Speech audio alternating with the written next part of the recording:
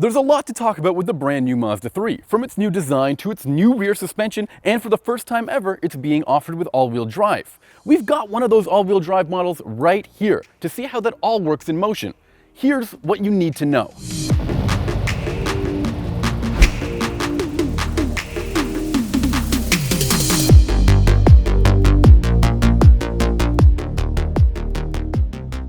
The Mazda 3 is all new this year, and you can tell just by looking at it. However, I'm not sure it's as dramatic looking as the last model. The automaker says that the sedan and hatch share very little in terms of design. Only the roof and hood are the same between the two. But there is a very special interaction with the paint and light, something that Mazda worked very hard at. You'll see the lines and texture change depending on the light and angle which you look at the car, which makes the 3 such a treat to look at. While the exterior is all new, under the hood, things are more or less the same. This is the same 2.5-liter 4-cylinder engine that makes about 180 horsepower and torque. You can get that with a 6-speed automatic or manual transmission if you'd like. It now features cylinder deactivation, which should improve fuel economy. But all new is this all-wheel drive system. Now, the power split is always in flux. When you set off from a stop, the car will send more power to the rear wheels. And on light load conditions, like when you're cruising on the highway, more power will go up to the front. When you're steering or taking a corner, they'll send more power to the front or rear as needed. And that's all part of the brand new G-Vectoring Plus system, which helps use engine torque to improve handling.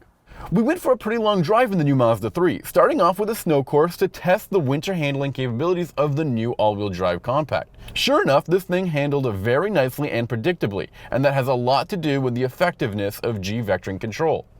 On the road though, you'll notice that the Mazda 3 still handles as well as it did before. That's impressive considering that the automaker completely redid the rear suspension. They threw away the old multi-link setup and replaced it with a beam-type suspension.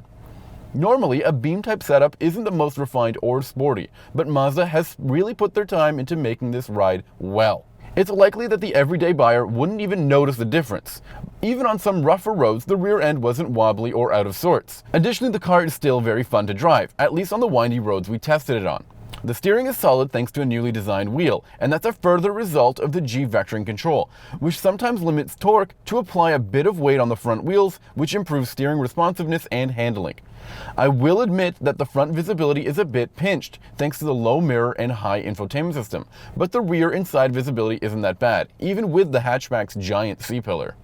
If anything, the motor is the weakest part of this car, sometimes feeling a little bit wheezy when trying to make passes.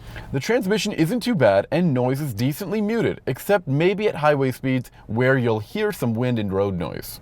The interior is where Mazda has made huge strides. This entire interior is designed to minimize distractions, and they've done that by removing the touchscreen so that you have to focus entirely on this rotary knob to make any adjustments.